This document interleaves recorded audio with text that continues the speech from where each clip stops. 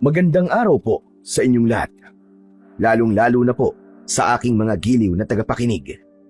Sa araw na ito ay ating mapapakinggan ang kwento ng batang si Rodel na may 10 taong gulang na nangangarap na magkaroon ng isang kumpleto at masayang pamilya. Ngunit ang pangarap na ito ay ipinagkait mismo ng sarili niyang ama at ang kanyang ina naman ay naging biktima ng isang aswang na tinatawag na Tiktik. Dito nagsimulang maging miserable ang kanyang buhay. Sa tulong naman ng kanyang lolo Estoy, makakakuha siya ng isang makapangyarihang mutya na magsisilbing sandata laban sa lumalakas na puwersa ng kadiliman. Ano ang kayang gawin ng mutyang ito? Magtagumpay kaya si Rodel na mapuksa ang mga aswang na Tiktik? At ano ang matutuklasan niyang lihim tungkol sa pagkamatay ng kanyang ina? Sama-sama po nating pakinggan ang kahangahangang pakikipagsapalaran ng batang nakatuklas sa mutya ng ginintuang palakang bukid. Lintik kang bata ka! Saan mo dinalampaan na ako? Hindi ba't sinabi ko sa'yo na wag mong pakikialaman ng mga gamit ko? Sumusobra ka na talaga eh. Sige, ilabas mo ang pana ko. Nasaan ang armas ko? Aray, tay! Tama na po, tay! Nasasaktan po ako! Talagang masasaktan ka sa akin kapag hindi mo inalabas kung nasaan ang pana ko. Kaya kung ayaw mong itali kita sa puno ng santol, ibigay mo na sa akin ang pana. Ilabas mo na! Hindi ko naman po talaga alam kung saan po ang pana niyo, tay eh. Nangangatwirang kapalintik kang bata ka ha? At sino ang nakialam dito ng pana ko? Ako? Ang kapitbahay natin? Hindi ko po talaga alam, tay. Alam ko naman po na palagi niyo pong ginagamit ang pana eh. Lalo na po ngayon na buntis po si nanay. Kaya hindi ko po talaga pinakikialaman ang gamit niyo. Maniwala po kayo sa akin, tay. Kung hindi ikaw ang nakialam sa gamit ko, abay sino? Ako na lang po maghahanap po sa pana niyo, tay. Bitiwan niyo lamang po ang braso ko. Ang sakit na po eh. Nasasaktan na po talaga ako, tay. Saka lang inalis ng may 40 taong gulang na si Mang Roberto ang kamay sa braso ng kanyang anak. Galit na galit itong dinuduro siya sa muka. Ikaw na bata ka ha? Sa oras na hindi mo talaga mahanap ang pana ko, ikaw ang gagawin kong pana para sa mga Tiktik. Lintik ka. Kaya kaagay pinapainit mo ang ulo ko. Pagod na tayo sa trabaho eh. Yan pa ang isasalubong mo sa akin. Kumain na ba nanay mo? Abay alas 11 na ng tanghali. Hindi pa ba siya bumabangon sa higaan niya? Palagi naman po siyang natutulog sa kwarto niya, tay eh. Ganyan naman po yata talaga kapag buntis. Hala sige, gisingin mo na nanay mo. At baka alam din niya kung nasaan ang pana ko. Ilang beses ito nangyayari sa akin. Para bang nananadya na. O ano? Ano pa tinatayo-tayo mo dyan? Bilisan mo ng kumilos. Baka samain ka pa sa akin eh. Opo, tay. Wala nang nagawa ang may 10 taong gulang na batang si Rodel, kundi ang sumunod sa kanyang ama. Naupo na ito sa lamesang may nakalagay na pagkain sa ibabaw, habang siya naman ay naglakad papunta sa silid ng kanyang ina. 3 katok sa pinto ang ginawa niya bago niya tinawag ang pangalan ni Aling Mirna. Nay! Nay, nandito na po si tatay. Kumain na daw po kayo. Nay! Idinikit ni Rodel ang kanyang tenga sa dingding ng pinto at wala siyang narinig na tugon mula sa kanyang ina. Kaya naman, inulit niya ang pagkatok. Nay! Nandito na po si tatay. Gising na po. Bangon na po kayo, nay. Gutom na raw po siya. Sabay na raw po kayong kumain. O ano? Matagal pa ba yung pagtawag mo dyan sa nanay mo? Pambira, palagi na lamang nagbababad sa higaan yan. Alam naman niyang masamang magbabad sa higaan ng mga buntis eh. Dapat nga sa kanya nauuna pa siyang magising sa mga manok sa umaga. Tumabi ka nga. Ako na gigising sa kanya. Ipagtimpla mo na lang ako ng kape. Walang lambing kung itulak siya ng kanyang amang si Mang Roberto. Simula nang mag-asawa ng bago ang kanyang ama, ay nagbago na rin ang pakikitungo nito sa kanya. Hindi siya sanay na palaging pinagagalitan ng kanyang ama. Kaya nagtataka siya na bigla na lamang lumayo ang loob nito sa kanya. Maging si Aling Mirna na pangalawa niyang nanay ay hindi rin maganda ang pakikitungo sa kanya. Mabuti na lamang at kahit papano ay may lolo pa siyang palaging nakakasama sa bukid. Iyon nga lang, hindi rin ito madalas pumupunta sa bahay nila dahil palagi lamang ang mga ito na nagtatalo. Hindi naman ito tunay na ama ni Mang Roberto. Manugang lang ito ng matanda. Ang kanyang ina ang anak nito. Kaya magmula nang mamatay ang kanyang ina, ay lumayo na rin si Lolo Estoy sa kanila. Maya-maya pa ay bumalik ang kanyang ama. Bakas sa mukha nito ang pagkairita sa sarili nang hindi nito mapasunod ang asawa sa paglabas sa kwarto. Kaya ang mainit nitong ulo ay mas umapoy sa galit at siya na naman ang binalingan. Ikaw bibili ulit ako ng pana. Sa oras na mawala na naman ang sandata ko dyan sa likod ng pinto, sinasabi ko sa'yo, Rodel, ikaw talaga mananagot sa akin. Hindi ko alam kung bakit nawawala mga gamit ko dito sa loob ng bahay. Kayo lang naman dalawa ni Mirna ang naiiwan dito. Bakit di mo alam kung sino nakikialam sa mga gamit ko? O baka naman, ipinapairam nyo sa iba nang hindi ko alam, ha, Rodel? Hindi ko po talaga alam, Tay. Hindi naman po ako nakikialam sa mga gamit nyo eh. Hindi ko po talaga alam kung sino pong kumuha sa pana nyo. Hindi alam. Umay na ako sa mga dahilan mo. O ano, nasa na kape ko? Bilisan mo na't kailangan ko pa bumalik sa construction site. Kaya nga pala, wag mong iiwan ang nanay Mirna mo, ha? Lalo na't kagabi na ako ngayon sa pag-uwi.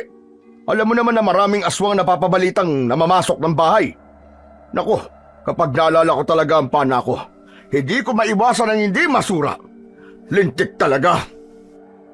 Napapangiwi na lamang si Rodel sa tuwing iniiwas ang muka sa palad ng kanyang ama. Naaalala niyang madalas din siyang nasusuntok ng ama sa kanyang hita at braso. Para bang masaya ito kapag may nakikitang pasa sa kanyang katawan. Kung siya lang talaga ang masusunod, mas gusto niyang tumira sa bahay ng kanyang Lolo Estoy. Dahil kahit papano, masaya siya sa piling ng matanda. Lalo pa at palagi siya nitong isinasama sa pagtatanim nito ng palay. Isang bagay na matagal niya nang inililihim sa kanyang ama. Patago siyang bumibisita kay Lolo Estoy para lang samahan ang matanda sa pagtatanim ng palay. Bigla siyang napapitlag nang magsalita ang kanyang ama. Hoy, ikaw, Rodel. Ayoko mababalita na sumasama-sama ka sa tatay ng nanay mo, ha? Kung hindi, kukulong talaga kita sa kwarto mo. Baka kaya hindi mo alam kung nasa na pana ako dahil palagi kang wala sa bahay. At kapag umaalis ako, ay sinasabayan mo ako ng layas. Maigi na yung nagpapauna na ako sa'yo ng paalala. Dahil bago pa ako magalit, sinasabi ko na muna. Bakit po ba ayaw niyo akong lumapit kay Lolo Estoy, Tay? Hindi po ba tatay naman siya ng nanay ko? Lolo ko po siya, Tay. Dahil ayoko matulad ka sa kanya. Isang albularyong walang alam. Kung hindi dahil sa kainaan ng matandang yun buhay pa sana si Lorena. Buhay pa sana ang nanay mo. Pati ang kapatid mo sana. Kaya ayoko siyang nakikita. Dahil mapapatay ko lang siya. Pero mas masakit po kay Lolo Estoy ang nangyari po kay nanay, Tay. Hindi naman po niya yata kagustuhang mamatay si nanay Ipinagtatanggol mo ba ang matandang yon, ha, Rodel? Sa tono ng pananalita mo parang ang simpatya mo'y nasa matandang yun, Hindi niya nailigtas ang nanay mo, pati ang anak ko. Kaya isinumpa ko sa sarili ko na hindi na mauulit ang mga nangyari nun. Ngayong buntis na si Mirna. Mabango siya sa mga aswang na tiktik. Kaya wag mong aalisin ang tingin mo kay Mirna. Bantayan mo siya. Dahil kapag may nangyari sa mag-ina ko dahil sa kapabayaan mo, kahit anak pa kita, papatayin kita, naiintindihan mo? Opo, Tay. Naiintindihan ko pong nag-aalala kayo sa bago niyong pamilya. Napilitang tumalikod si Rodel sa harap ni Mang Roberto para itago ang pagpatak ng masaganang luha mula sa kanyang mga mata. Ang mga salitang yon ay tila kutsilyong paulit-ulit na bumabaon sa kanyang dibdib. Madalas siyang sinasaktan ng kanyang ama, hindi lang sa pisikal, kundi pati na sa emosyon. Kaya pakiramdam niya, Mag-isa na lamang siya at wala ng magulang. Ang tingin sa kanya ng kanyang ama ay alipin na kailangang pagsilbihan ang bago nitong pamilya. Hindi siya naniniwalang minahal ng kanyang ama ang totoo niyang ina dahil 2 araw pagkatapos ng libing ng kanyang ina ay dumating na kagad si Aling Mirna at nagsabing nagdadalang tao ito at ang ama ay si Mang Roberto. Kaya may ibang babae ang kanyang ama habang kasama pa nito ang kanyang ina. Yun din ang dahilan kung bakit maging si Lolo Estoy ay sukdulan ng langit ang galit nito sa kanyang ama. Tapos na akong kumain. Iligpit mo na ang plato at bantayan mo na si Mirna. At sabi lalabas daw siya mamaya at nananakit lang daw ang tiyan niya. Yung mga ibiniling ko sa'yo ha, marami akong tenga at mga mata sa paligid. Malalaman nila kung naglalayas ka o nandito ka lang sa bahay.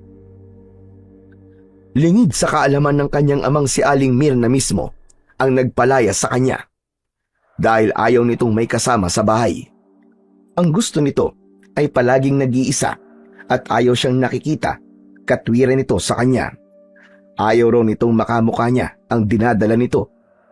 Napapataas na lamang siya ng labi sa tuwing naririnig niya yon sa kanyang ina-inahan. Di hamak na may itsura naman siya kumpara sa babae, lalong-lalo na ang kanyang ina na kamukha ng isang artista. Napapailing na lamang siya kapag naaalala niya ang ugali ni Aling Mirna. Kapag silang dalawa na lamang ang natitira sa bahay, magaling itong magkunwaring mabuting ina kapag kaharap ang kanyang ama. Lahat ng yon ay tinitiis niya dahil mahal niya si Mang Roberto. Hindi niya kayang iwanan ang kanyang ama. Kaya lang, hindi niya maiwasan ang hindi malungkot dahil sa pagkawala ng kanyang ina. Nawala na rin ang saya ng buhay niya bilang isang bata. Nang makaalis si Mang Roberto, ay saka naman lumabas si Aling Mirna sa silid nito. Magulo ang buhok at malaki ang tiyan dahil ayon dito ay 8 buwan na raw itong buntis at yun din ang bilang ng buwan kung gaano nakatagal na niloloko ng kanyang ama, si Aling Lorena, na kanyang ina. Bakit nandito ka pa? Hindi ba't sinabi ko sa'yo na ayaw kitang nakikita rito sa bahay? Pasensya na po, Nay. Akala ko po kasi mamaya pa po kayo lalabas ng kwarto eh. Hala, sige na. Umalis ka na at naaalibadbaran ako sa'yo. Pero Nay, nagbanta po kasi si tatay eh. Malalaman daw po niya kapag umalis po ako ng bahay eh. Sino bang masusunod dito, ha? Pag sinabi kong umalis ka, aalis ka. Baka gusto mong tuluyan na kitang palayasin dito. Matagal na natin itong ginagawa. Hindi niya malalaman na umaalis ka. Sige na, ako na ang bahala magpaliwanag sa kanya kung sakaling makarating ito sa kanya.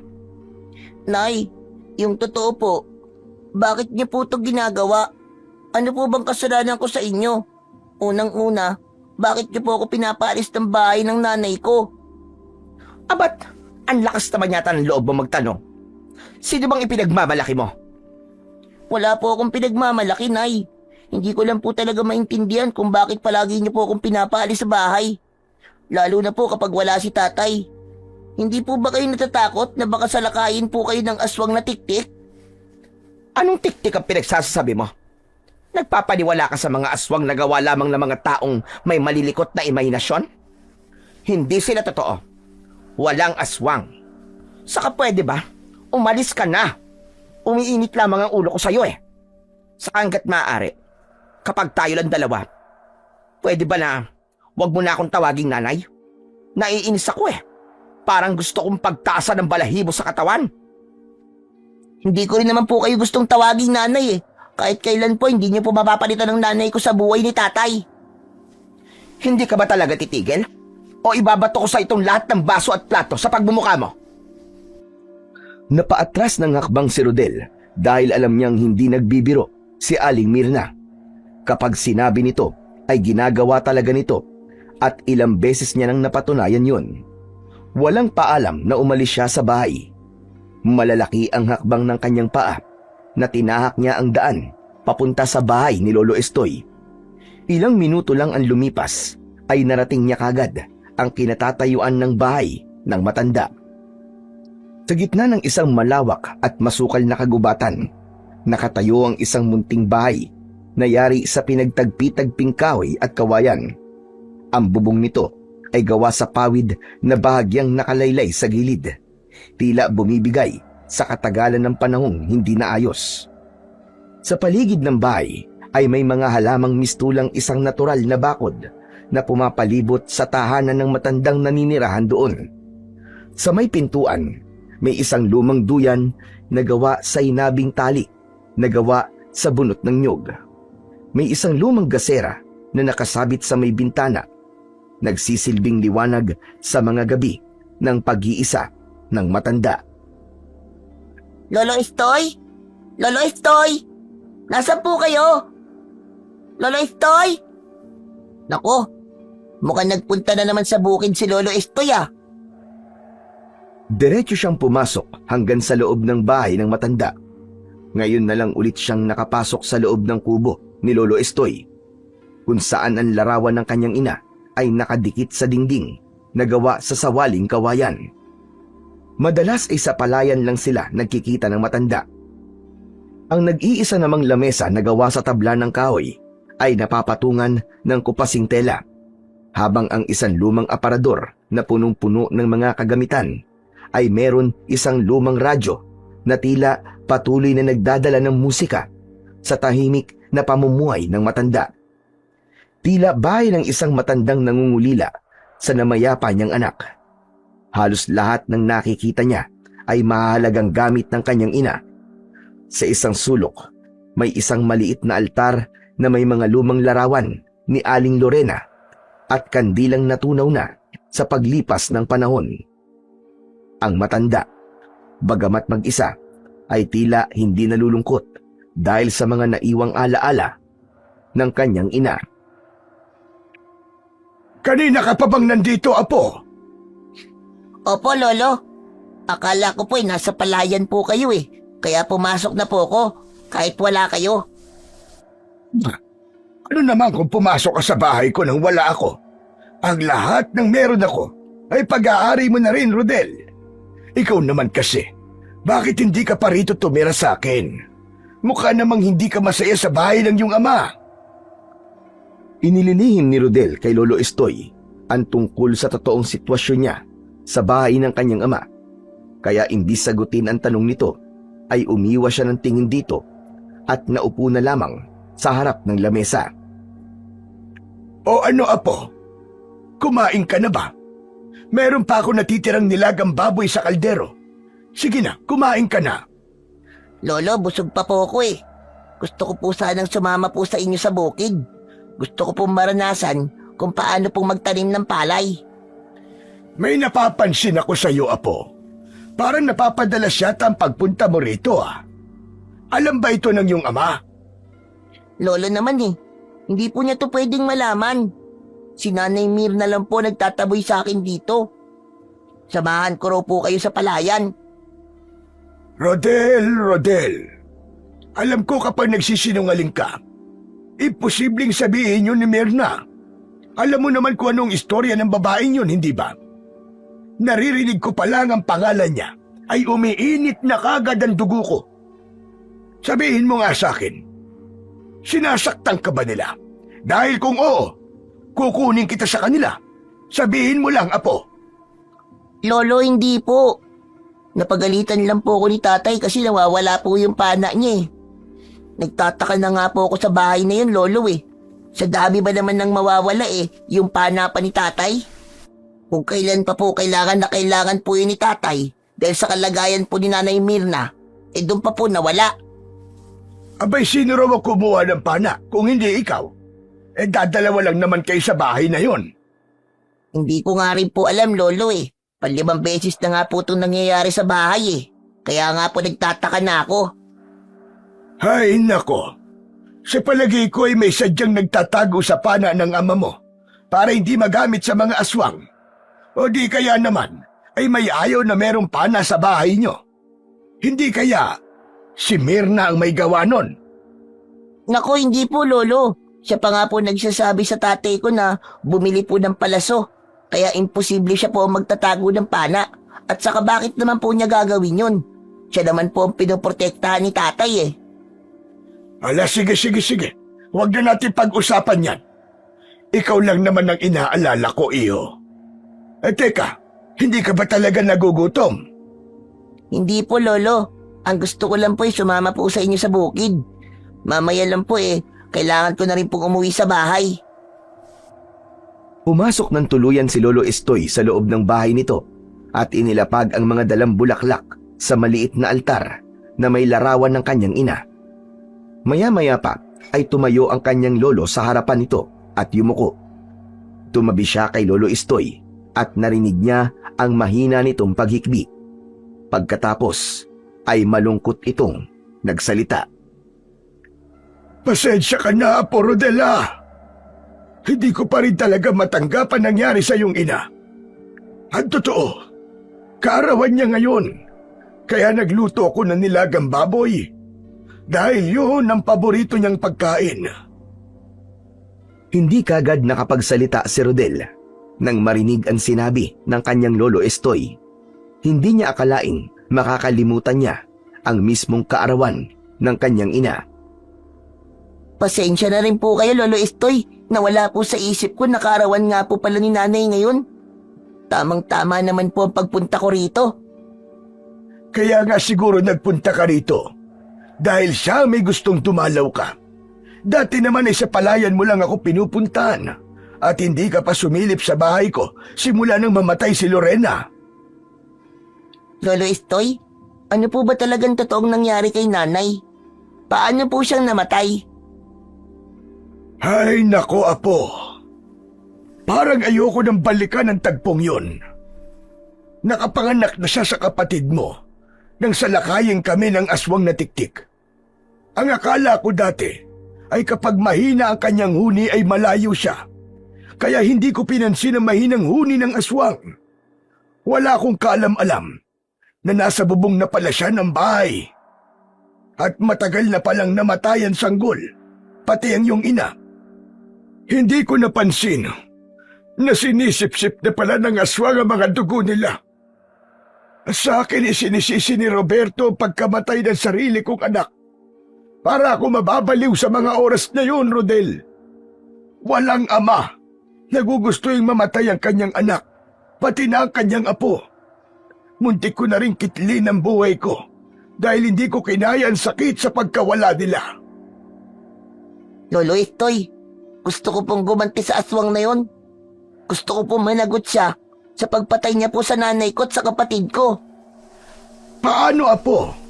Malakas ang aswang tiktik at may kakayahan silang lumipad. Lolo Estoy, ano po bang klase ang aswang na tiktik? Ang tiktik ay kilala sa kayang magpalit ng anyo bilang isang ibon o kaya'y paniki. Madalas silang inilalarawan bilang isang nilalang na may matalas na pandama, lalo na sa amoy ng dugo ng buntis. Sinasabing ginagamit nito ang tunog upang lituhin ang biktima. Kapag malakas ang tunog, nangangahulugan na malayo pa ito. At kapag mahina, ibig sabihin ay malapit na ito. Pero paano po sila mapapatay? Gusto ko pong malaman kung ano po ang kanilang kahinaan. Sigurado ka ba, Apo, na kaya mo lumaban sa kanila? Hindi ka ba natatakot? Matagal ko na pong gustong magsabi sa inyo, Lo. Brutal pong pinatay ang nanay ko. At nakita ko rin po kung paanong inubos ng aswang na yon ang dugo ng kapatid ko. Wala na po akong pakialam kung mapagalitan man po ako ni tatay. Ang gusto ko lang po, mabigyan ng katarungan ng pagkamatay ng nanay ko at ng kapatid ko. Walang ibang makakatalo sa aswang na tiktik, kundi ang mutya ng ginintuang palakang bukid. Subalit hindi yun matatagpuan sa lugar na ito. Kailangan gabi po siya pupuntahan sa gitna ng kagubatang direktang nasisikatan ng buwan. Merong isang kwadradong palayan doon na matagal nang hindi tinataniman ng palay dahil iniiwasan at kinakatakutan ang lugar na yon. Bakit po iniiwasan at kinatatakutan, Lolo Estoy? Ano pong dahilan? Dahil yun sa mga nilalang na nagbabantay sa ginintuang palakang bukid. Kaya hindi basta-basta ang pagkuha sa mutya. Kahit ano pa pong klaseng nilalang ang nagbabantay po dun sa mutya na yun, handa po akong lumaban para makamit po ang katarungan nararapat sa aking ina. At saka, mas mabuti nga po kung sa gabi po tayo pupunta sa gubat nang hindi po malaman ni tatay na umalis ako. Ikaw lang, apo, ang kailangan magpunta ron. Wala ka dapat kasama. Hindi yun nagpapakita sa maraming tao. Dapat talaga nag-iisa ka lang. Kaya ako to sinasabi sa'yo dahil haharap ka sa matinding pagsubok. Kakailanganin mo magdala ng sandata panlaban sa mga nilalang na nagbabantay dun sa mutya. Susubukin ng tagapagbantay ang tapang mo sa pakikipaglaban. Bumundol ang kaba sa dibdib ni Rodel. Hindi niya alam kung magagawa ba niyang lumaban sa mga nilalang na hindi pa niya nakikita. Ngunit nararamdaman niyang may mali sa pagkamatay ng kanyang nanay, pati na ang pagdami ng mga buntis na nabibiktima sa kanilang lugar. Ang tiktik na makakalaban mo ay isang nilalang na may kakayahang tumagal sa sikat ng araw. Hindi pa ako sigurado sa itsura ng mga aswang na makakalaban mo, pero meron silang mga kakayahan na kayang tumupat sa mutya. Rodel, apo, sigurado ka na ba na gusto mong gawin ito? Opo, Lolo Estoy. Handang-handa po ako. Sandali lang, maghintay ka dyan. At may ibibigay lang ako sa'yo. Lumapit si Lolo Estoy sa altar at meron itong kinuwang isang bagay na nakabalot sa kulay itim na tela. Hinawakan niyo ng matanda at tumambad sa kanyang paningin ang maliit na karet.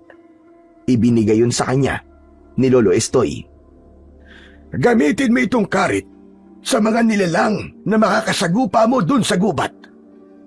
Mag-iingat ka, apo. Mahirap makahuli ng palakang may taglay na kapangyarihan. Madali mong makikilala ang ginintuang palakang bukid dahil hindi siya umaalis sa kwadradong taniman ng palay. Nagliliwanag rin ang kanyang katawan at kusa siyang nagpapakita sa taong gusto niyang pagpakitaan. Sige po, Lolo Estoy. Tatandaan ko po ang lahat ng yan. Paano po, kailangan ko na po munang umuwi sa bahay para makapaghanda na rin po ako ng mga dadaling ko sa gubat. O siya, sige, ikaw ang bahala. Mag-iingat ka lamang, apo ko. Isinuksok ni Rodel ang karit sa kanyang bewang, saka siya naglakad pa uwi sa kanilang bahay. Ngunit ilan di pa lamang ang layo niya sa bahay ng matanda, ay bigla siyang natigilan. Mula sa kabilang dulo ng pilapil ng palayan, ay bumundol na ang kaba sa kanyang dibdib. Nang makita ang kanyang ama na nakatayo roon, malayo pa ay bakas na sa mukha nito ang galit. Lalo na nang makita nito, nakakalabas lang niya sa bahay ng matanda. Hindi niya inaasahang pupunta ron ang kanyang ama, kaya hindi niya alam kung lalapit ba siya rito o hindi. Kaya ito na mismo ang lumapit sa kanya. Malalaki ang hakbang nitong nakakuyom ang kamao. Takot na takot siya ng mga sandaling yon at ipinagdasal na sana ay lumubog na lang siya sa lupa at makalimutan ng kanyang ama ang mga nakita nito. Lintik ka talagang bata ka! Hindi ka na ngayon makakapagsinungaling sa akin! Anong ginagawa mo rito, ha? Ha? Aray, tay, aray, tama na po. Bitiwan niyo po ang braso ko, nasasaktan po ako. Talagang masasaktan ka sa akin kapag hindi mo sinagot ang tanong ko. Anong ginagawa mo sa bahay na matandang yun? Kaarawan po ni nanay ngayon, tay. Kaya po ako nagpunta sa kanya. Bitiwan niyo na po ang braso ko, tay, aray, nasasaktan po ako. Umalingaw-ngaw ang malakas na sigaw ni Lolo Estoy nang makita nito ang ginagawa ni Mang Roberto kay Rodel. Galit na galit itong lumapit at hinablot ang kamay ni Rodel mula sa kamay ng kanyang ama. Bitiwan mo ang apo ko! Wala kang karapatang saktan siya! Huwag niyo akong pinakikialaman, ha? Ito ba ang itinuturo niyo sa batang to, tay? At iyan din ba ang itinuturo niyo sa apo ko, ha? Nang magdala ka ng babae sa bahay mo, wala ka narinig mula sa akin. Pero ang sakta ng apo ko, magkakamatayan muna tayong dalawa. Pero hindi ako papayag na pagbuhatan mo ng kamay si Rodel. Ibalik mo sa akin ang anak ko. Iuwi ko na siya. Para ano? Para dumusaktan ang apo ko? Hindi na ako makakapayag. Nadalhin mo pa ang apo ko. Siguro madalas po siya saktan. Wala ka ng pakialam dun. Anak ko siya at lolo ka lamang niya. Kaya isasama ko ang anak ko sa ayaw at sa gusto mo. Hindi ako makakapayag. Umalis ka na rito at hindi sasama sa iyo ang apo ko. Tay, mahal na mahal ko naman po kayo eh. Pero hindi na po anak ang turing niyo sa akin eh. Tsaka hindi niyo po nalalaman na pinapahirapan po ako ng asawa niyo sa tuwing umaalis po kayo ng bahay. Sa katunayan, siya po nagpapalaya sa akin kapag wala po kayo. O ano? Narinig mo ba, Roberto? Hindi mo alam ang nangyayari kay Rodel. At pagkatapos ay dumagdag ka panlintik ka. Hindi ko alam na ganyan na palang ginagawa niyo sa apo ko. Sa susunod na mauulit pa ang pananakit niyo sa kanya, sinasabi ko talaga sa iyo, Roberto, mapapatay talaga kita. Huwag niyo po akong pagbabantaan ng ganyan dahil hindi ako natatakot sa inyo. Baka nakakalimutan yung sa bahay niyo namatay ang mag-ina ko. Natatakot lang ako na baka pati ang anak ko sa bahay niyo pa mamatay. Dahil ang totoo, kayo ang pumatay sa asawa at anak ko. At ngayon naman, si Rodel. Hindi niyo na ako maluloko. Tay, paano niyo po nasasabi ang bagay na yan kay Lolo? Tumigil ka, wala kang alam.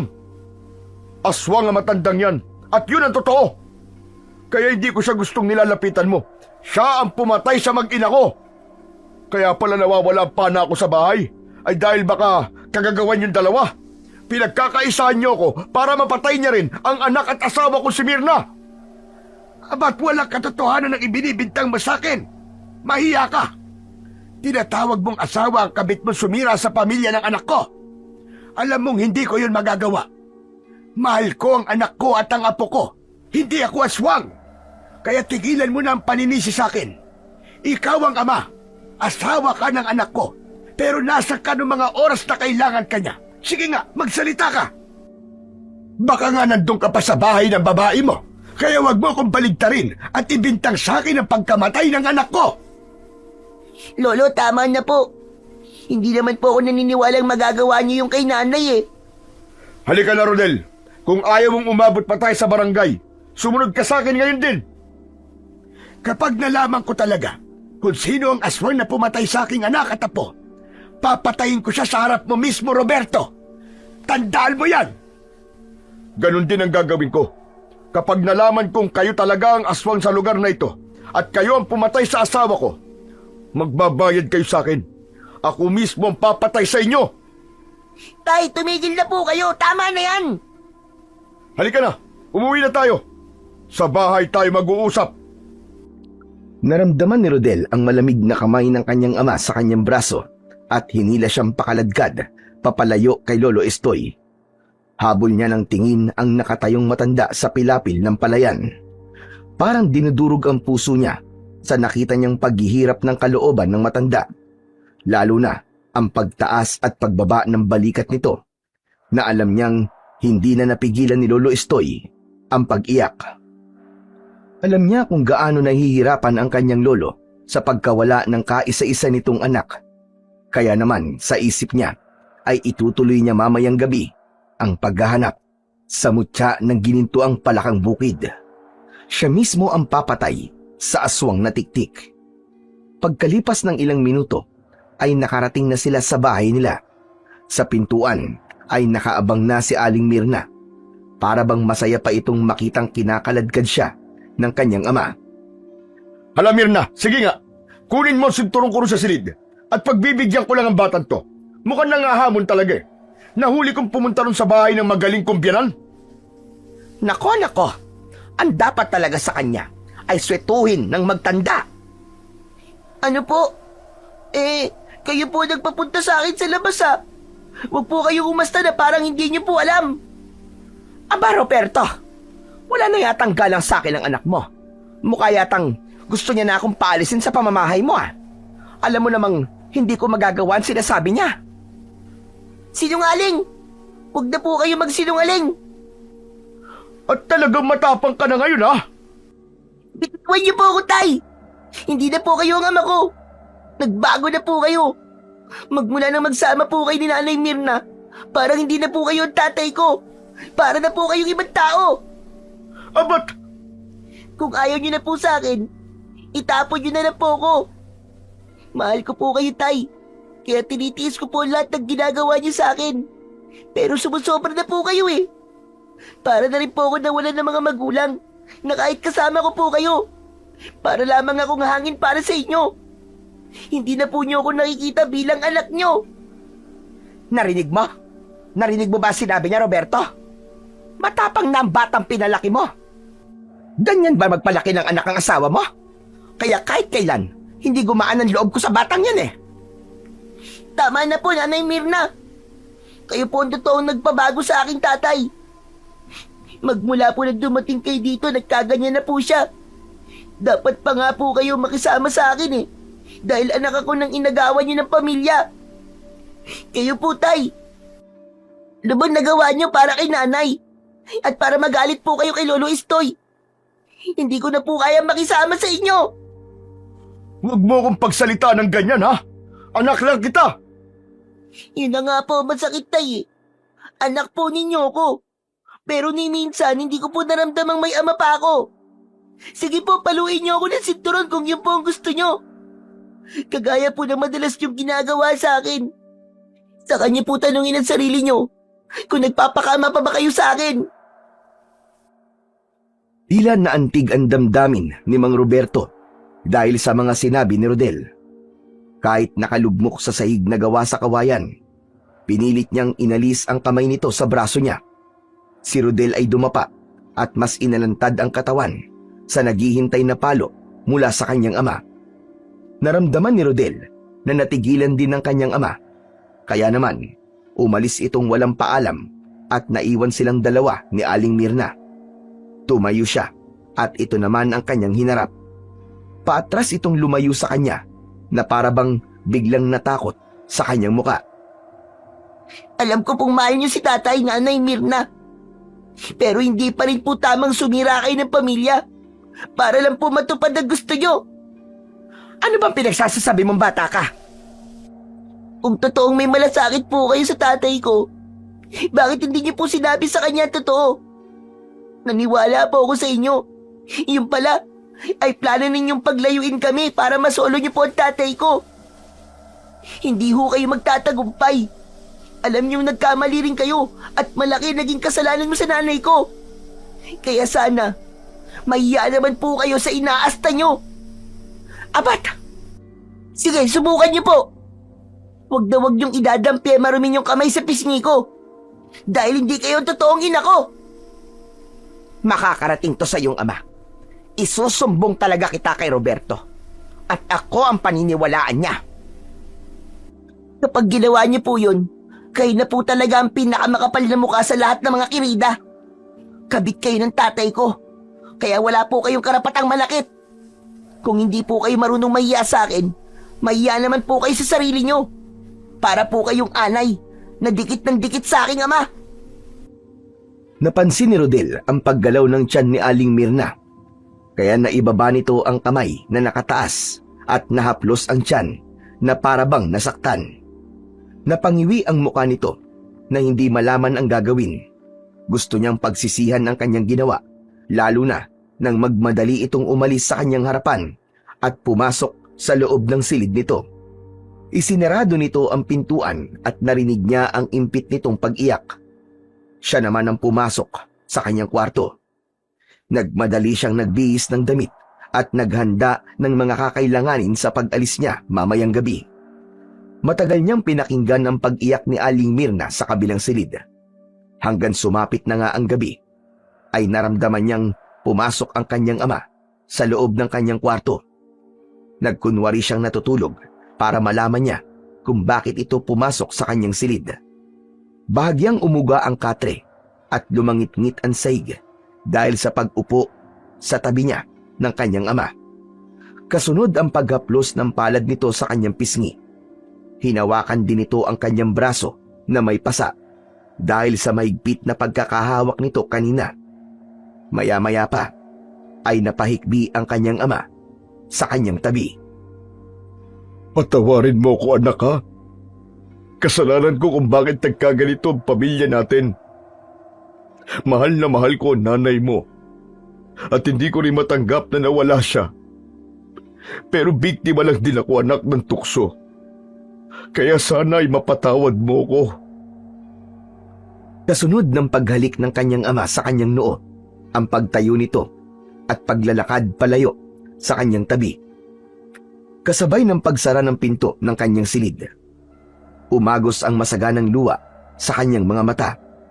Yun ang kauna-unahang pagkakataon na humingi ng tawad sa kanya si Mang Roberto. Bukod pa ron, ay naramdaman niya ang mabigat na dinadala nito sa dibdib at hindi niya alam kung para saan yun. Matagal siyang nakatitig sa nakasaradong pintuan, kasunod ng pagsara ng pinto sa kabilang silid ng kanyang ama. Ilang minuto ang kanyang pinalipas bago siya maingat na bumangon sa kanyang higaan. Dala ang maliit niyang bag ay lumapit siya sa kanyang bintana. Lumingalinga muna siya sa paligid bago siya tumalon mula sa bintana. Pagbagsak niya sa lupa, ay maingat niyang inihakbang ang kanyang mga paa. Mabuti na lamang at maliwanag ang sikat ng buwan. Nagawa niyang maglakad sa pilapil at binagtas ang daan papunta sa kagubatan. Itinuro na yon ni Lolo Estoy, kaya hindi na siya magkakamali kung paano ang pumunta ron. Ang madilim na bahagi ng kagubatan ay nagbigay sa kanya ng takot. Maging ang malamig na simoy ng hangin ay nakadagdag sa kilabot na kanyang nararamdaman. Maya-maya pa, naramdaman niyang parang may humuhuni ng tiktik sa impapawid. Malakas ang tunog, kaya alam niyang malayo pa yon. Pero ang huni ay pahina na ng pahina. Hakbang na sana siya nang biglang bumagsak sa kanyang harapan ang patay na sanggol. Nanginginig ang kanyang tuhod, kasunod ang pagbaba sa lupa ng nilalang na may gawa nun. Nakangisi itong inilabas pa ang malasangan nitong dila. Sabay dila sa natirang dugo sa labi nito. Napaatras siya ng hakbang habang hindi inaalis ang tingin sa nakatayong aswang. Ngayong nasa harapan na niya ang malapaniking nilalang, biglang umurong ang kanyang dila. Kapag sineswerte ka nga naman, ang pagkain na mismo ang lumalapit. Mukhang malinamnam ang dugo mo, bata. Saan ka ba pupunta? Wag! Huwag ka lalapit! Lumayo ka! Bakit naman ako lalayo? Nagugutom nga ako. Konti lang ang laman ng sanggol na ito.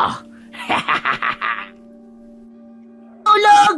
Tulungan niyo ako! Huwag ka nang sumigaw. Masyado na itong malayo sa lugar ninyo. Kaya nga nakakatuwa dahil hindi na ako mahihirapang patayin ka. Ikaw ang kusang nagpunta sa gubat na ito. Hindi ka magtatagumpay! Hindi mo ako mapapatay! Demonyo ka! Umalingaw-ngaw ang malakas nitong tawa habang nakatingala sa langit. Nagpalipat-lipat ng tingin si Rodel sa sanggol at sa halimaw na nasa kanyang harapan. Ang aswang na malapaniki ang itsura. Nakadipa ang malapad nitong pakpak. Mahahaba ang mga pangil na nakalitaw sa bibig nito. Ang tenga na mas mataas pa sa ulo nito ay kitang-kita niya rin. Habang ang balat ay kulubot na tila naaagnas ang katawan. Samantalang ang biktima naman itong nasa lupa ay wakwak ang tiyan at wala ng buhay dahil halos maubos nito ang katawan ng sanggol. Bigla niyang naalala ang itsura ng kanyang kapatid nang makita niya ang kanyang ina na wala ng buhay. Mas lalo siyang nilamon ng takot, lalo na nang ito ay maglakad ng dahan-dahan papalapit sa kanyang kinatatayuan. Pwede ko nang pagtyagaan ang karne at dugo mo, bata. Marami kasi akong pinapakain. Naamoy ko rin ang bango ng singaw ng katawan mo. Wag! Wag ka lalapit! Wag ka lalapit sa akin! Sa biglang pagsugod ng aswang papalapit sa kanyang kinaroroonan, ay mabilis din ang kanyang takbo nang walang tiyak na patutunguhan. Halos hindi na lumapat ang kanyang mga paa sa lupa dahil sa labis na takot. Nabitiwan niya ang lahat ng gamit maliban sa kanyang karet na nasa kanyang bewang.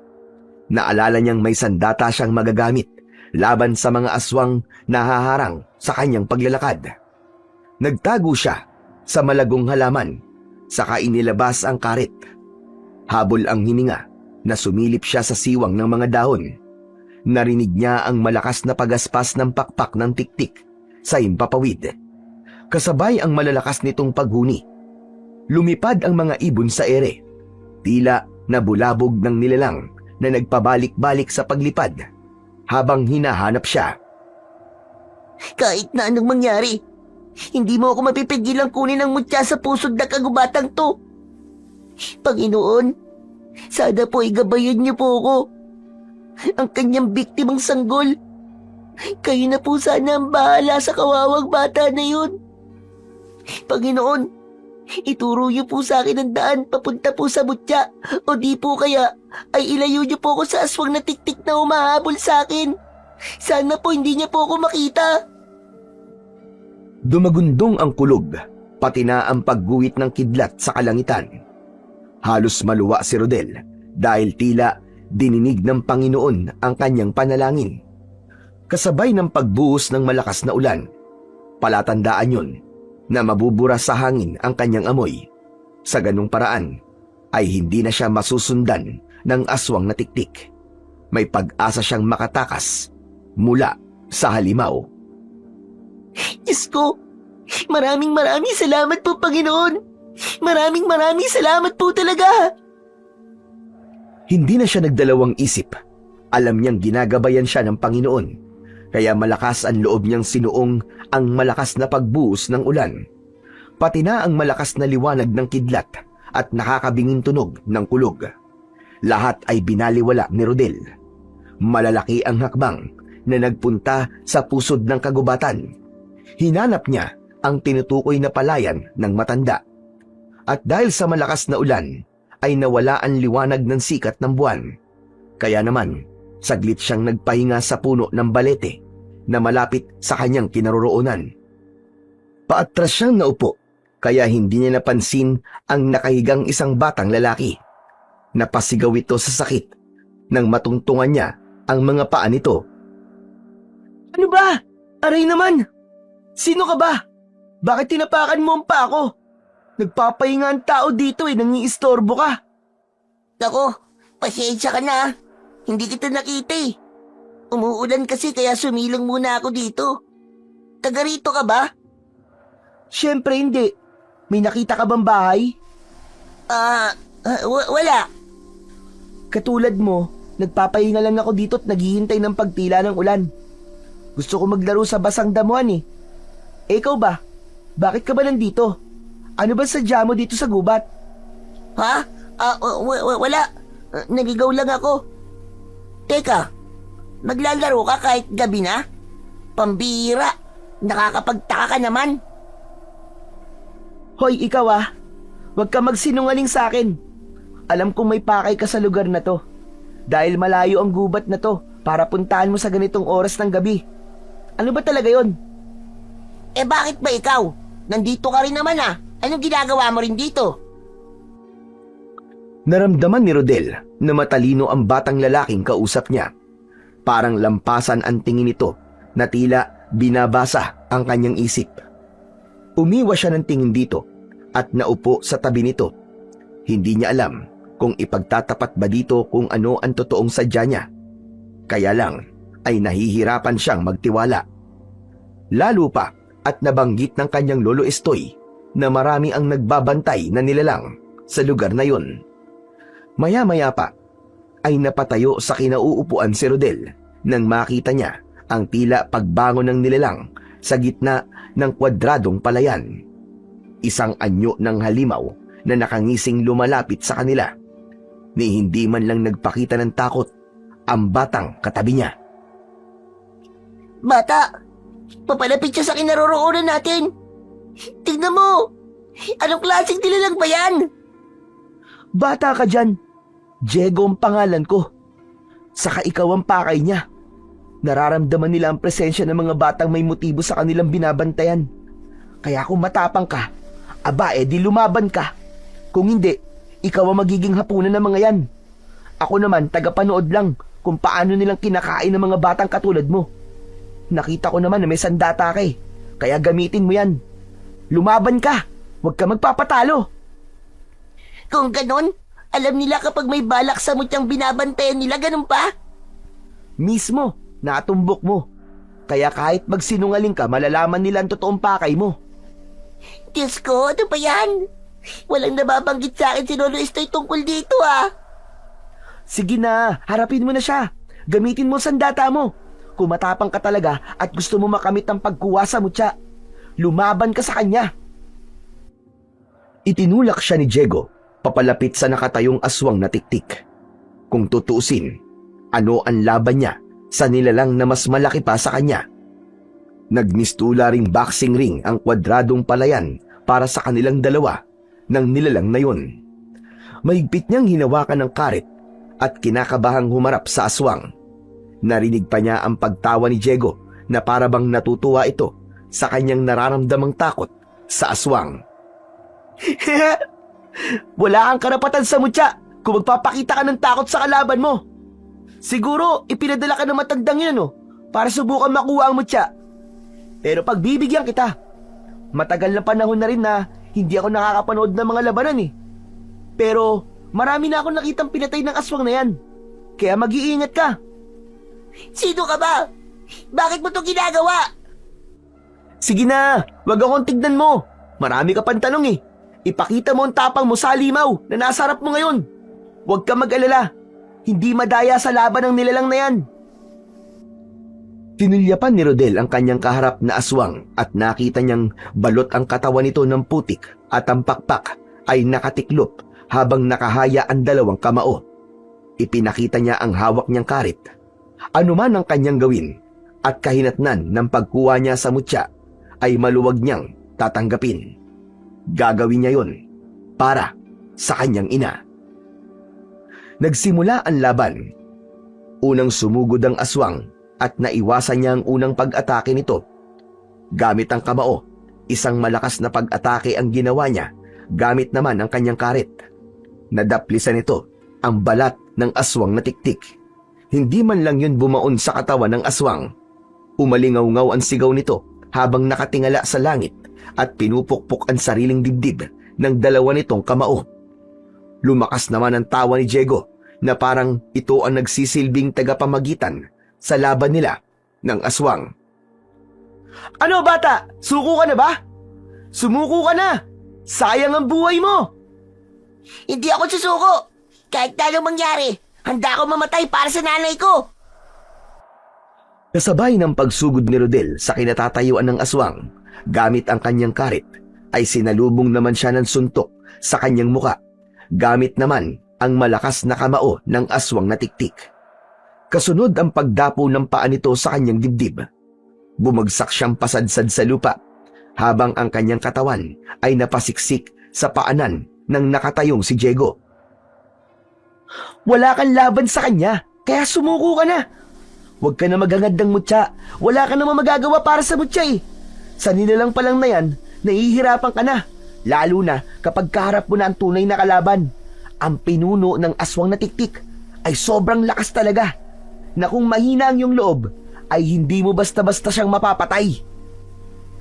Kaya nga mas kailangan ko ang mutya eh, para patayin ng tiktik na pumatay sa nanay ko. Pwes, pabagsakin mo muna ang nilalang na nasa harapan mo ngayon. Patunayan mong karapat dapat ka para sa mutya. Sige na! Tumigil ka nga! Wala kang pakialam sa akin. Huwag mo akong utusan. Lalabanan ko siya kahit hindi mo sabihin. Pilit na bumangon si Rodel at hinarap ang aswang. Inuna niyang sipain ang maselang bahagi ng katawan nito, ngunit hindi man lang ito natinag. Saktong pagyuko ng aswang ang pagsaksak naman niya sa leeg nito ng kanyang karit. Bumaon ang talim sa laman nito, kaya't nahirapan siyang hugutin yun. Isang malakas na suntok sa kanyang muka ang ginawa ng aswang at bumagsak naman siya sa lupa. Muli siyang nilapitan ng halimaw at naramdaman niya ang pag-angat ng kanyang katawan sa lupa. Kasunod ng paghagis sa kanya sa ere, ang muling pagbagsak niya sa lupa, habang ang karit ay naiwang nakatarak sa leeg nito. Tila hindi nito iniinda ang sakit at muling nagpatuloy sa pagbugbog sa kanya. Dahil nasanay na siya sa pambubugbog ng kanyang ama, hindi na niya pinansin ang pagdugo ng kanyang labi. Mabilis siyang bumangon at tumambling-tambling pa papalapit sa kinatatayuan nito. Isang suntok ulit sa maselang bahagi ng katawan nito ang kanyang pinakawalan. Saka tumalon siya ng mataas para hugutin ang karit na siyang ginamit naman niya para laslasin ng tuluyan ang leeg nito. Bumagsak ang nilalang sa lupa at niluhuran niya ang tiyan nito. Pumatak ang kanyang luha dahil sa galit, kasabay ng magkakasunod na pagsaksak niya sa dibdib nito gamit ang karit.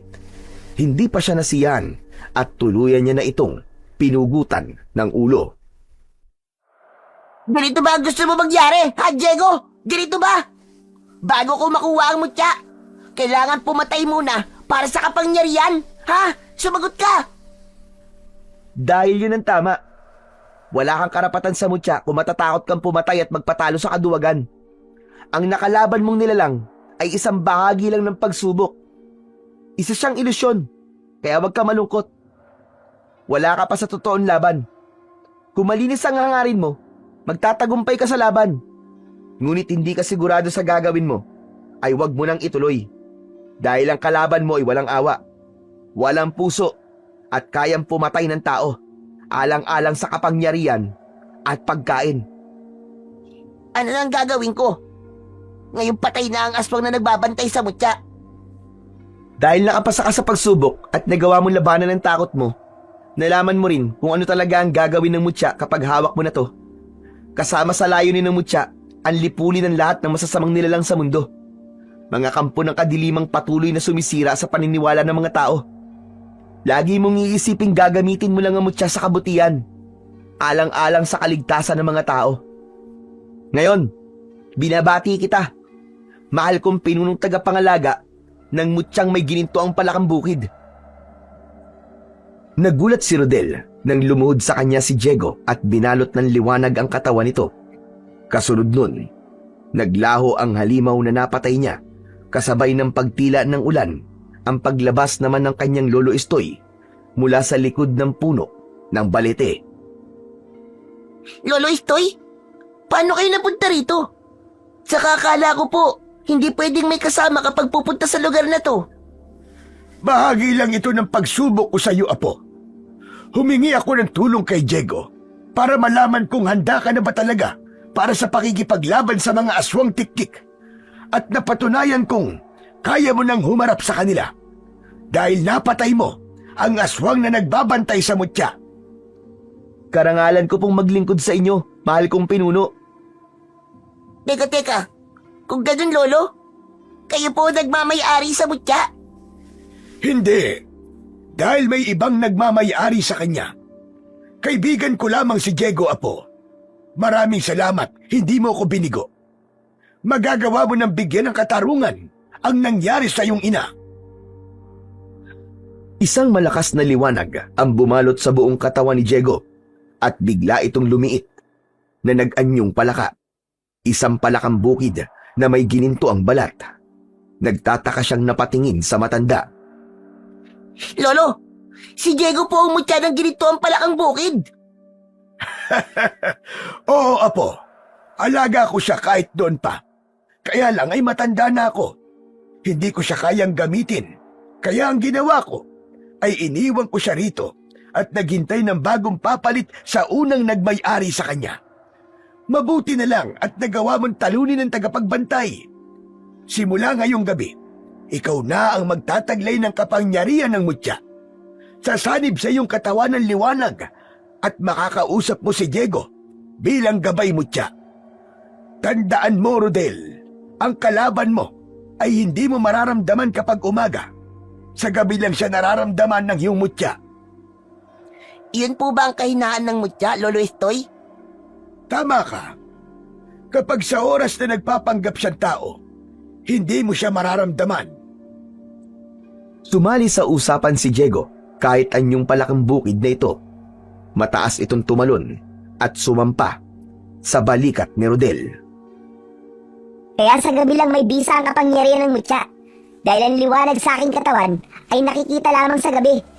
Ang liwanag na yon ang gagamitin mong lakas laban sa aswang at magtataglay ka ng kapangyarihang makatalon ng mataas at gumamit ng sandatang may malakas na epekto sa katawan ng aswang.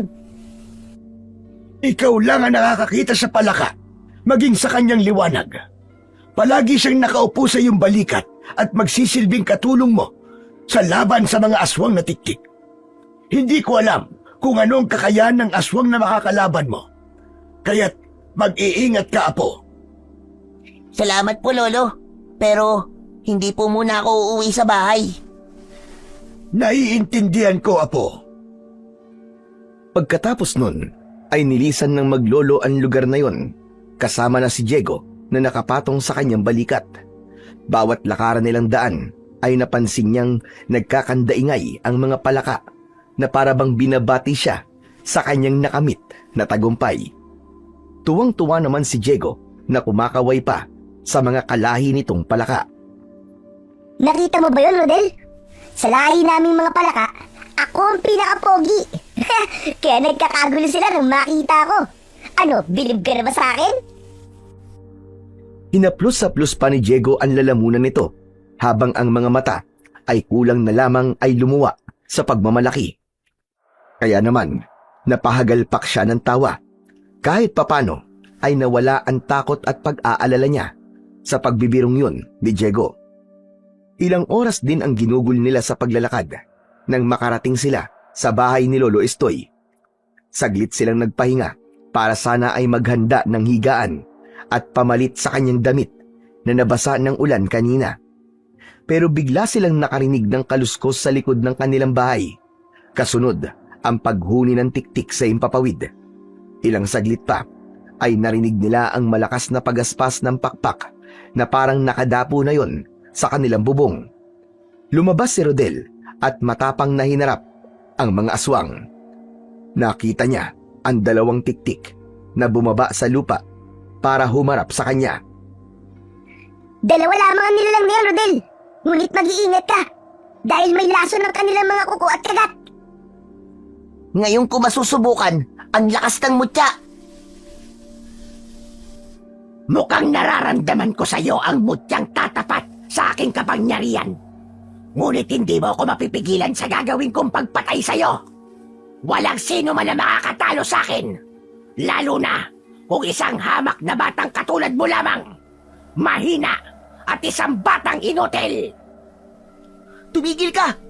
Kung walang makakatalo sa'yo, pues matitikman mo ngayon ang sakit kung paanong matalo ng isang batang kagaya ko. Ako ang hahatol sa mga batang pinatay mong hayop ka! Natatandaan ko pa kung paano kong pinatay ang babaeng nakatira sa bahay ng matandang yan. Ramdam na ramdam ko ang takot niya habang nagmamakaawa na wag kong patayin ang anak niya. Nararapat lamang yon sa babaeng yon dahil sakim siya. Kaya hindi ako nagsisising pinatay ko ang nanay mo at ang iyong kapatid. Kung hindi ka nagsisisi sa pagpatay sa nanay ko, pues ako magiging dahilan ng paghihirap mo. Humanda ka sa akin dahil papatayin kita. Magtago ka na sa sayang ng nanay mong hayop ka! Ah! Isang mataas na pagtalon ang ginawa ni Rodel. Sakto ang pagbagsak sa kinaroroonan ng dalawang aswang na tiktik.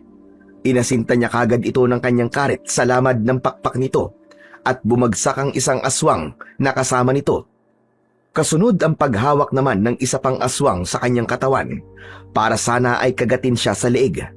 Ngunit dumulas ang kamay nito sa kanyang braso, kaya tumulong ang isa pang kasama nito na mabilis bumangon para siya ay saksakin ng mahaba nitong mga kuko sa kanyang dibdib. At katulad lang din ng nangyari kanina, dumulas ang kamay ng mga ito. Maigpit niyang hinawakan ang kanyang karet at ubod lakas niyang isinaksak yun sa aswang tiktik na pumatay sa kanyang ina. Tinamaan ito sa balikat at malakas itong nagsisisigaw habang tinangkang lumipad patakas papalayo sa kanilang kinaroroonan. Isang mataas na pagtalon ang ginawa ni Rodel. Nahawakan niya ang mga paa nito. Isinama niya ito sa kanyang pagbagsak sa lupa. Hindi ko hahayaang makatakas ka sa mga kamay ko. dahil pagbabayaran mo pa ang ginawa mo sa nanay ko. Ilapat mo ang palad mo sa katawan niya, Rodel. Nang sa ganon, mapasok ang kanyang balat. At kahit mag-anyong tao pa siya, makikita mong palatandaan na siya ang aswang na nakalaban mo. Habang buhay niyang iinday na kanyang paso dahil hindi niya mapapagaling ang sugat niya.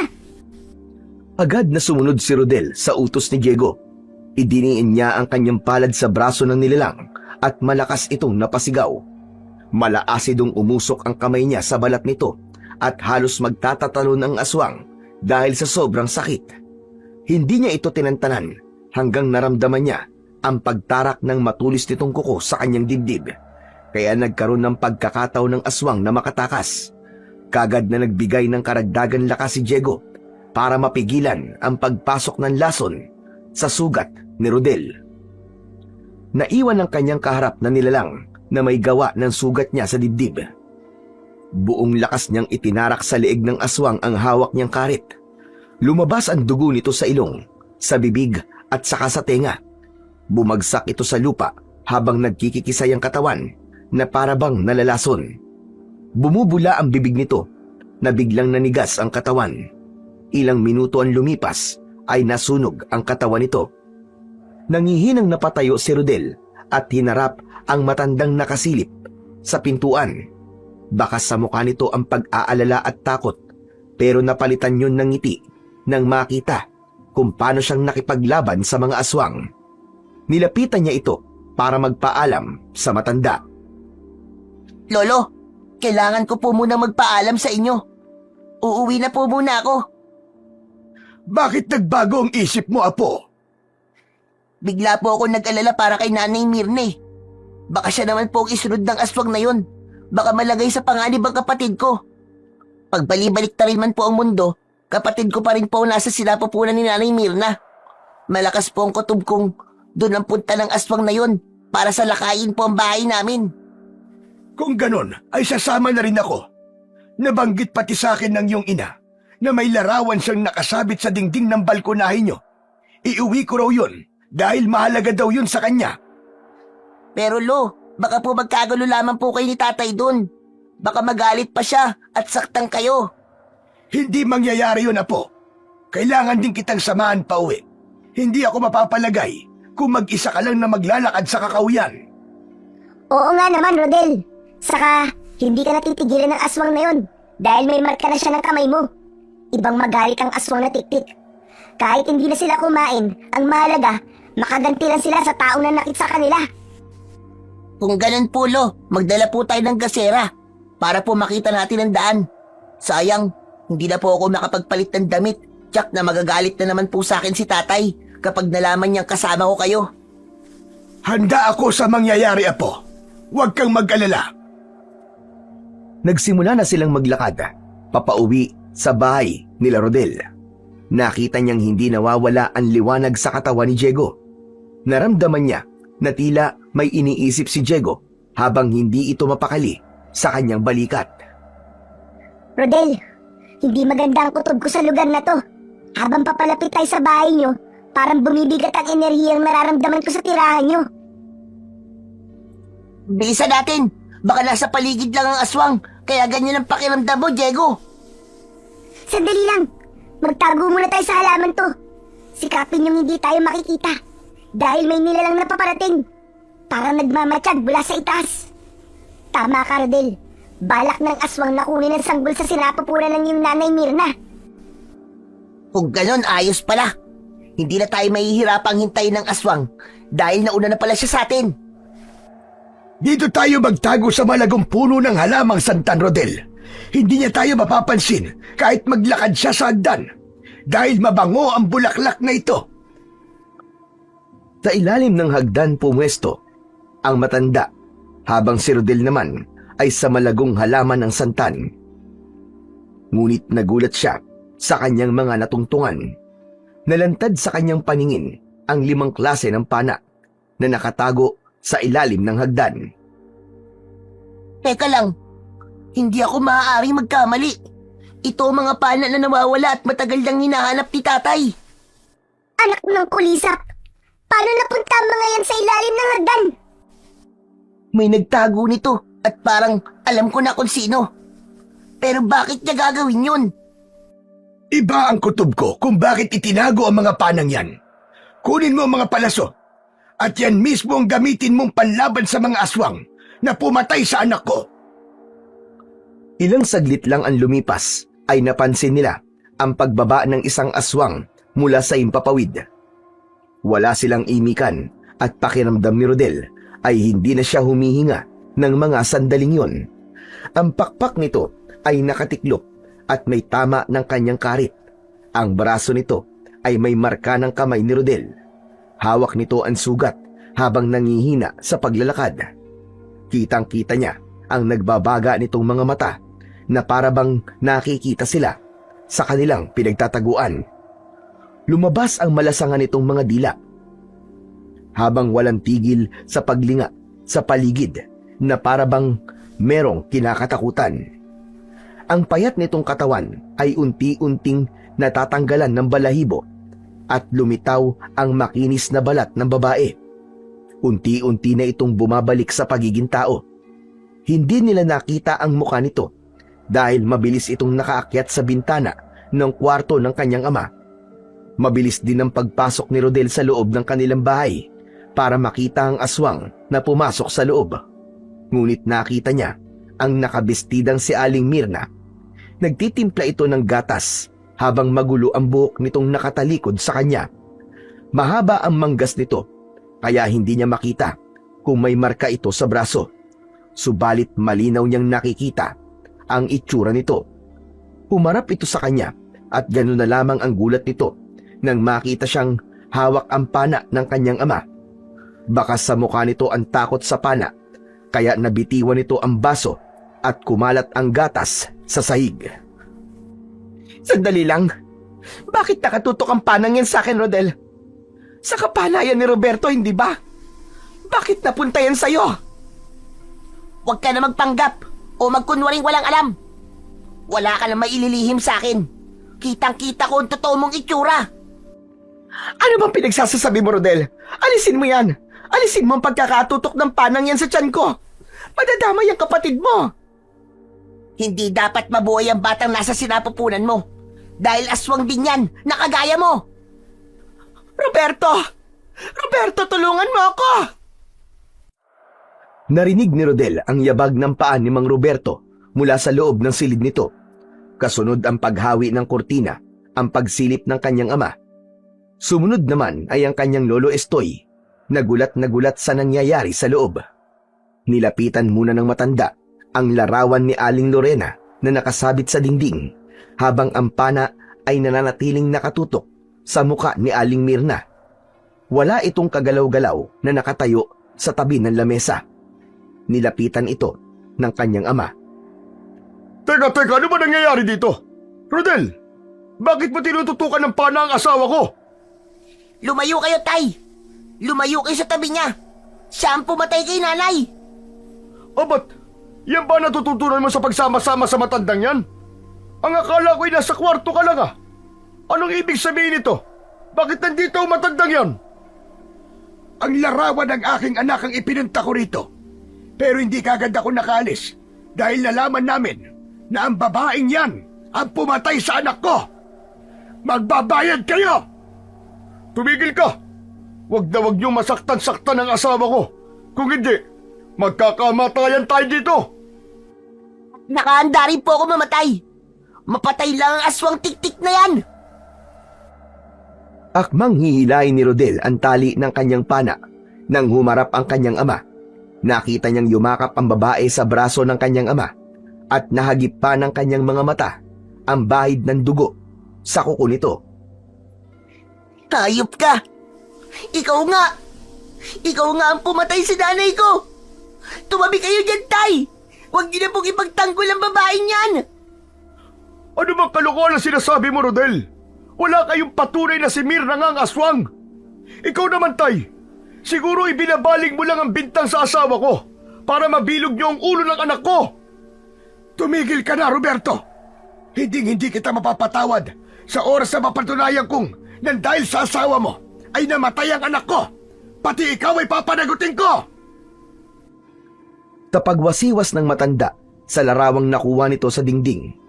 Bumagsak ang nakaipit na isang lumang papel mula sa likuran ng larawan. Lahat ay napatingin sa sahig at dinampot yon ng matanda at ibinigay yon kay Rodel. Anong bagay ang nakuha nyo? Ibigay nyo sa akin yan! Ako lang po tayo may karapatang magbasa ng laman ng sulat na to. Nang araw na sinundan kita, Rodel, habang pauwi ka, naalala kong may ibinilin sa akin si Lorena tungkol sa larawan niya. Hindi ko alam na may laman pala ito na sulat. Sinabi niya sa akin na ibigay ko raw ang larawan sa'yo.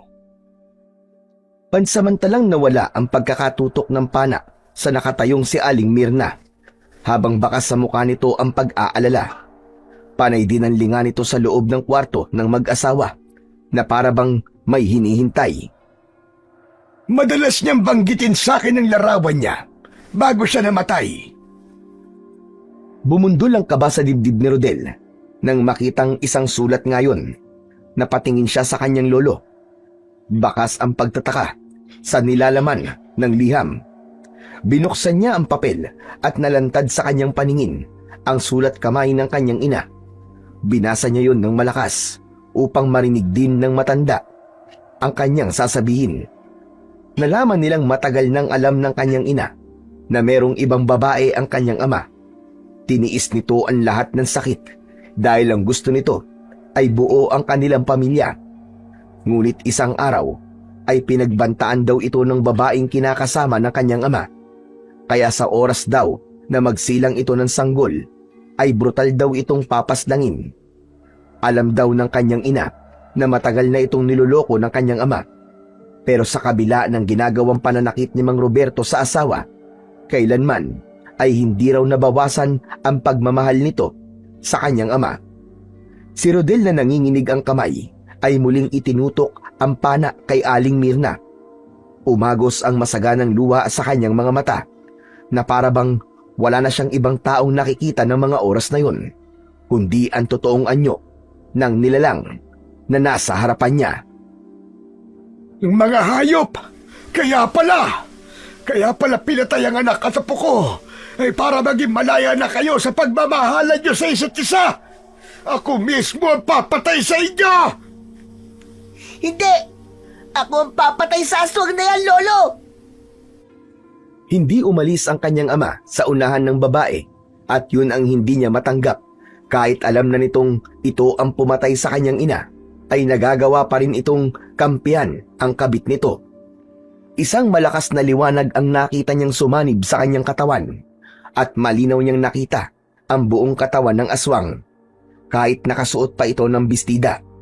Pati ang sugat nito sa katawan na may marka niya. Maya-maya pa ay biglang nagsisisigaw si Aling Mirna. Kitang-kita niya na tumitibok-tibok pa ang tiyan nito. Napaluhod ito sa sahig. Lumayo si Mang Roberto. Nagtataka ito sa nangyayari sa asawa. Teka! Ano nangyayari sa'yo, Mirna? Manganganak ka na ba? Hindi siya manganganak, Tay. Dahil hindi po siya buntis. Matagal niya na kayong niloloko. Isa siyang tiktik na nagtatago sa inyo ni Aling Mirna. Ampun siya lang kadiliman. Demonyo siya. Pinakawalan ni Rodel ang pana sa kanyang kamay at tumama ang palaso sa dibdib ng aswang. Kaya lang, nagulat silang lahat nang biglang napunit ang damit nito at bumiyak ang tiyan. Lumabas ang maraming bitukang may ngipin sa dulo. Umaangil ang mga ito na para bang may buhay. Hindi kagad nakagalaw si Rodel na wala ang tapang niya, lalo na nang pumulupot ang bituka nito sa leeg ni Mang Roberto. Hindi niya akalaing ang laman ng tiyan nito ay mga halimaw na siyang kumakain sa mga nagiging biktima nito. Diyos ko! Siya ang reyna ng mga tiktik! Siyang ginagawang palahian ng tiktik para magparami ng kanilang mga lahi! Hindi siya totoong buntis. Dahil ang totoo, kaya malaki ang kanyang tiyan ay dahil yun sa mga bituka niyang may buhay! Halos masuka si Rodel sa nakakatakot na itsura ni Aling Mirna. Mga nakangisi pa ang malaok tupos nitong bituka. Hindi niya inaasahang ganito ang itsura ng reyna ng mga tiktik.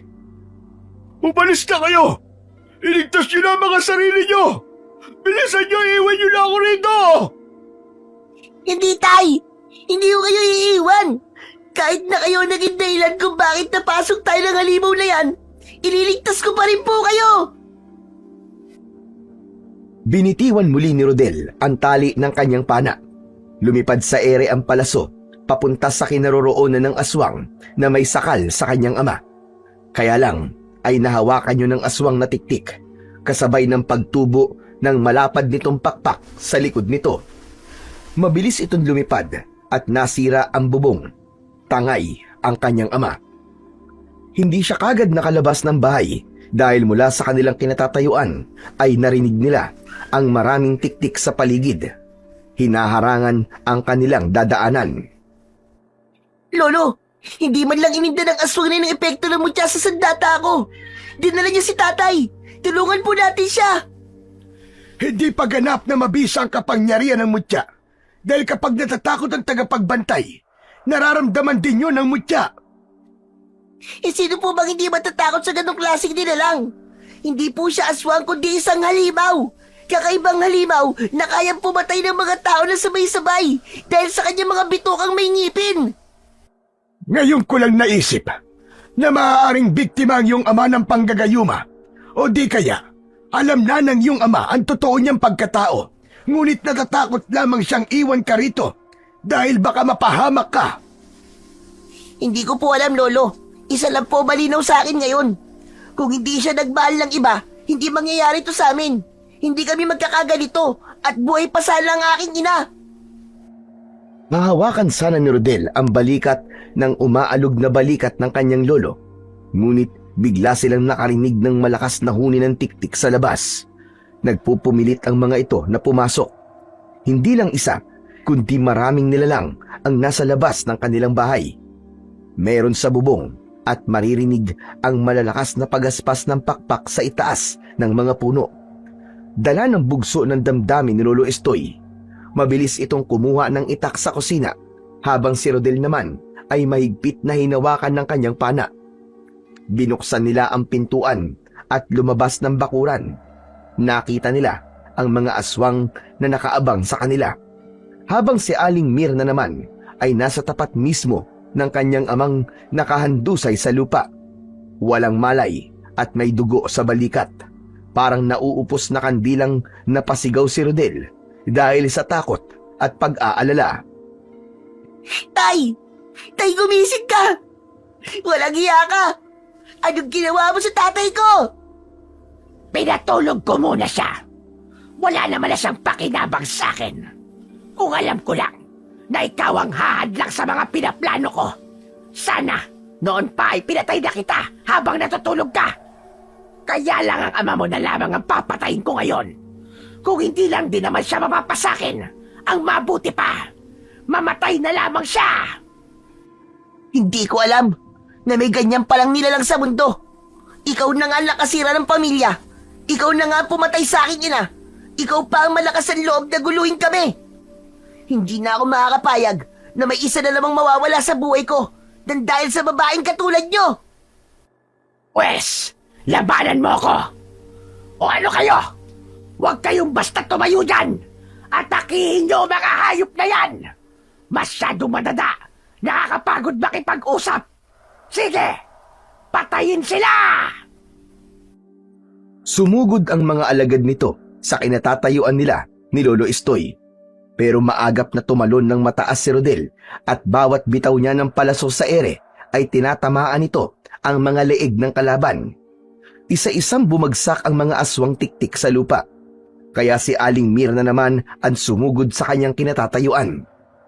Lumabas muli ang mga mala-oktopus nitong mga bituka at inatake siya sa kanyang dibdib. Pumulupot ang mga yon sa kanyang katawan at nahila siya nito papalapit sa kinaroroonan nito habang umaalingaw-ngaw ang malakas nitong tawa. Kahit na anong pagpupumiglas ng katawan niya ay hindi siya makawala sa mga bituka nito na parang may mga sariling buhay. Pumikit siya ng mariin at isang malakas na sigaw ang kanyang ginawa.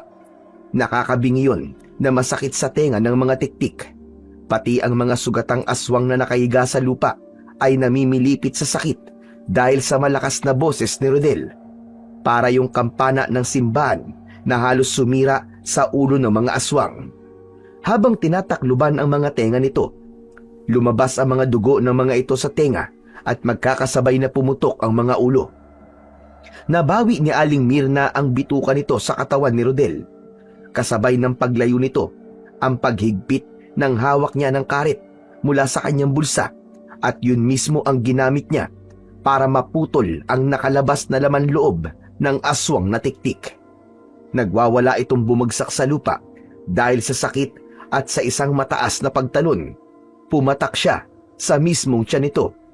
Ginilitan niya ito sa leeg, kasabay ng pagpasok sa bibig at ilong nito ng liwanag na nanggagaling sa kanyang katawan. Nanlalaki ang mga mata nitong hawak ang leeg na tila hinahabol pa ang hininga. Yan ang parusang nararapat para sa'yo. Nang hindi ka natularan ng iba pang mga babaeng mahilig sumira ng pamilya. Para kayong mga anay na unti-unting sumisira sa haligi ng tahanan. At dahil sa kasakiman mo, may buhay na nawala. Itinaas ni Rodel ang kanyang pana, sa kamalapitang pinana ang noo ng aswang na tiktik. Kumalat ang liwanag at lumabas ang kulay itim nitong usok mula sa katawan. Napansin din niya na may usok na lumabas sa ulo ng kanyang ama. Palatandaan yun ng pagkawala ng bisa ng gayuma ng aswang kay Mang Roberto. Tuluyang namatay ang reyna ng mga aswang na tiktik, at ang natira na lamang dito ay ang malapot na likidong nakadikit sa lupa, habang si Lolo Estoy ay yakap ang larawan ng anak na lumapit sa kanila, habang si Mang Roberto naman ay lumapit sa kanya at hindi makatingin. Nabigyan mo ng katarungan ng pagkamatay ng anak ko, Apo. Maraming salamat sa iyo. Anak, hindi ko hihingin na patawarin mo agad ako. Dahil walang kapatawaran na nagawa kong kasalanan sa iyo at sa nanay mo. Diyos ko, hindi ko alam na aabot sa ganitong resulta na naging kahinaan ko sa tukso. Aaminin ko pong galit na galit po ako sa ginawa niyo, Tay. Dahil sinaktan niyo po ang damdamin ng babaeng tunay na nagmamahal sa inyo. Hindi maibabalik ng paghingi niyo ng tawad ang buhay ni nanay at ng kapatid ko. Hindi madaling magpatawad. Lalo pa at buhay ng anak ko ang nawala. Kaya lang, asawa ka pa rin ng anak ko at ama ka ng apo ko. Masakit man sa dibdib ko, tatanggapin namin ang paghingi mo ng tawad. Alam kong ginayuma ka lang ng babaeng yon dahil gusto niyang dumami ang lahi ng mga alagad niya. Pero mabuti na lang at natalo ng mutya ng ginintuang palakang bukid ang aswang na tiktik na yon. Ibinigay niyo po sa anak ko mutyang tinalikuran ng asawa ko? Tama ka, Roberto. Dahil siya naman talaga ang tunay na mangangalaga nun. Ang ibig niyo po sabihin, Tay, Lolo, si nanay po ang unang gumamit ng mutya. Oo, Apo. Subalit nang makilala niya si Roberto, ay tinalikuran niya ang pagiging manunugis ng aswang. Kaya sa simula pa lang, ay alam na niyang aswang ang babaeng ipinalit sa kanya ng iyong ama. Pero alam naman po pala ni nanay, bakit po wala siyang ginawa? Ganun kabuti ang puso ng iyong ina. Kaya nga nagtataka ko sa iyong ama kung paano niya nagawa yun sa anak ko. Hindi niya nakikita ang pagmamahal ni Lorena sa kanya. Sobra ko pong pinagsisisihan na nagpadala ko sa tukso. Hindi ako naging tapat sa asawa ko, Tay. Wala po akong kwentang asawa at ama. Iniabot ni Rodel ang sulat ng kanyang ina sa kanyang ama. May bahagi ng liham na hindi niya binasa dahil para yon sa kanyang ama. Kaya pagkatapos nitong mabasa ang nakalagay sa sulat, napahagulgol ito ng malakas habang yakap ang liham. Gaano man kalalim ang pagsisisi at paghingi ng tawad, hindi na maibabalik ang buhay na nawala. Matagal bago napatawad ni Lolo Estoy si Mang Roberto, pero si Rodel ay hindi niya iniwan ang kanyang ama. Habang ang gabay mutya na si Diego ay muli niyang ibinalik sa palayan. Hindi niya gustong maging marahas sa ibang mga nilalang at ngayong naibalik na ang katahimikan sa baryo, wala nang dahilan pa para muling magamit ito. Dahil kahit na anong gawin natin, hindi na maibabalik ang nakaraan at ang buhay na nawala nang dahil sa kasakiman ng babaeng sumira sa matatag na pamilya. Subalit kung matibay ang pananampalataya mo sa Panginoon, kahit gaano pa kalakas ang tukso, ay hindi itong magagawang talunin ang tibay ng pagsasama ng mag-asawang nagmamahalan. Dahil sinabi ng ating Panginoon sa Hebreo 13:4, maging marangal nawa sa lahat ang pag-aasawa at maging malinis ang higaan. Ngunit ang mga makikiapid at mga mangangalunya ay hahatulan ng Panginoon. Ang pagsira sa pamilya ng iba ay isang kasalanang sumisira sa tiwala, sa dangal at sa pagkakabuklod-buklod ng isang institusyong itinatag ng Diyos. Ito ay nagdudulot ng sugat sa damdamin, pagkawasak ng tiwala at maaaring mag-iwan ng pangmatagalang trauma sa mga anak at mag-asawa. Ang katapatan, respeto at paggalang sa hangganan ng ibang pamilya ay sapat na upang hindi ka matalo ng tukso. Kaya ang pagsira sa pamilya ng iba ay kasalanan sa mata ng Diyos. Hindi ka man maparusahan sa lupa, pero sa langit ay haharap ka sa parusang nararapat para sa iyong mga nagawang kasalanan. So yon mga idol, sana po ay nagustuhan nyo ang ating kwento para sa araw na to. Ngayon naman po, ay dumako na po tayo sa inyong pinaka-nire-request at pinaka-hinihintay na shoutout portion. Pasensya na po pala sa mga hindi po masa-shoutout ngayon. Pero pipilitin ko po sa mga susunod na kwento ay maibibigay ko na po sa inyo ang inyong request na pa-shoutout. Ano pa pong hinihintay natin? Eto na po. Shoutout po kay Beverly Refil. Shoutout po kay Bernardita de la Cruz. Shoutout po Arnold Salazar. Shoutout po Amsel Jan Arellano. Shoutout po Beverly Carbajosa. Shoutout po Carl Cabs U2Y. Shoutout po Criseline Cabingon. Shoutout po Nili Fight. Shoutout po Aida Talibo 8030. Shoutout po Ramil Fariolin. Maraming salamat po. Shoutout po Eugene Omingo. Shoutout po Amor de los Santos. Shoutout po Light Workers 5720. Shoutout po kay Bruce Anthony Samonte B3B1M. Shoutout po Roda Garbida 9853. Shoutout po kay Renante Inde. Shoutout po kay Topper Benito. Shoutout po kay Violi Leharso. At shoutout po kay Crispulo Dayaan.